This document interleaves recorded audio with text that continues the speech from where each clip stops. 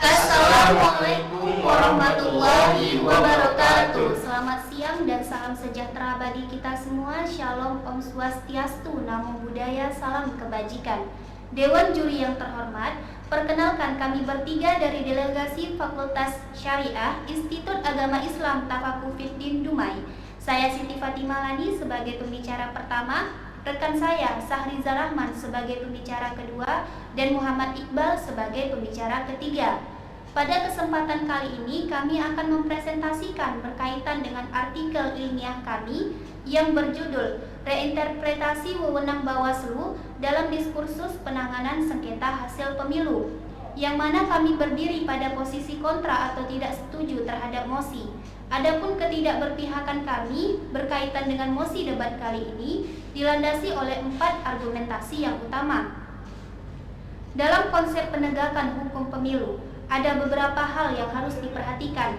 Yang pertama, ada 2 jenis ketentuan pemilu yang harus dilaksanakan. 1. Ketentuan administrasi pemilu. 2. Ketentuan pidana pemilu yang dijalankan oleh Komisi Pemilihan Umum atau KPU. Yang kedua, ada 1 kode etik yang perlu ditegakkan, yaitu kode etik penyelenggara pemilu yang dijalankan oleh Dewan Kehormatan Penyelenggara Pemilu atau DKPP.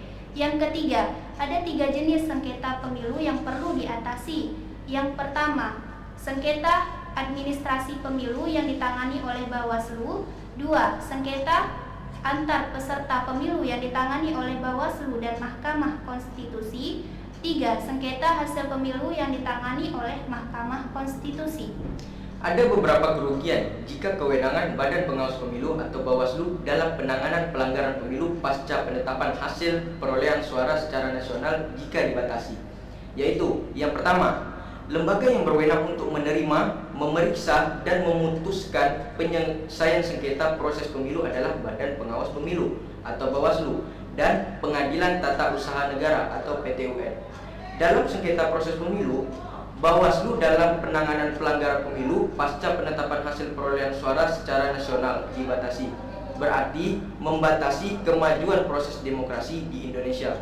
Yang kedua, kewenangan Mahkamah Konstitusi. Kewenangan Mahkamah Konstitusi dalam memutus perselisihan hasil permasalahan merupakan bentuk judicialization of politics. Nah, bentuk judicialization of politics yang mesti diimbangi dengan konsep pembatasan diri atau judicial restraint. Nah, pembatasan diri yang seperti apa yang perlu dilakukan?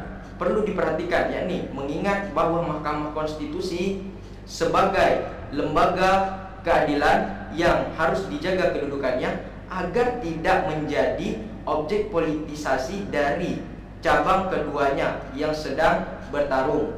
Nah, salah satu bentuk pembatasan diri yang harus dilakukan atau yang dapat dilakukan adalah dengan pelimpahan wewenang tugas tadi dalam penanganan pelanggaran pemilu pasca penetapan hasil kepada Badan Pengawas Pemilu atau Bawaslu. 3. Adanya amanat undang-undang untuk membuat peradilan khusus pemilu memunculkan wacana agar Bawaslu ditransformasikan menjadi Badan Peradilan Khusus Pemilu yang berada di bawah Mahkamah Agung atau berdiri sendiri dengan karakter badan otonom atau semi peradilan. 4. Dalam dunia akademis muncul wacana dari para pegiat pemilu yang menganggap keberadaan Bawaslu sudah tidak relevan dengan perkembangan pemilu masa kini. Ida Budiarti menganggap fungsi pengawasan Bawaslu kini bisa dialihkan ke masyarakat sipil agar Bawaslu ditransformasikan menjadi lembaga peradilan pemilu. Dewan Hakim yang terhormat, adapun solusi yang kami rekomendasikan yaitu perlu adanya reinterpretasi yang jelas untuk meluaskan wewenang Bawaslu sepenuhnya.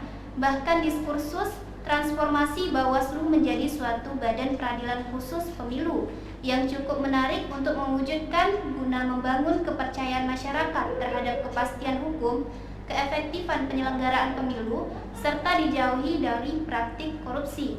Demikian presentasi dari tim kami.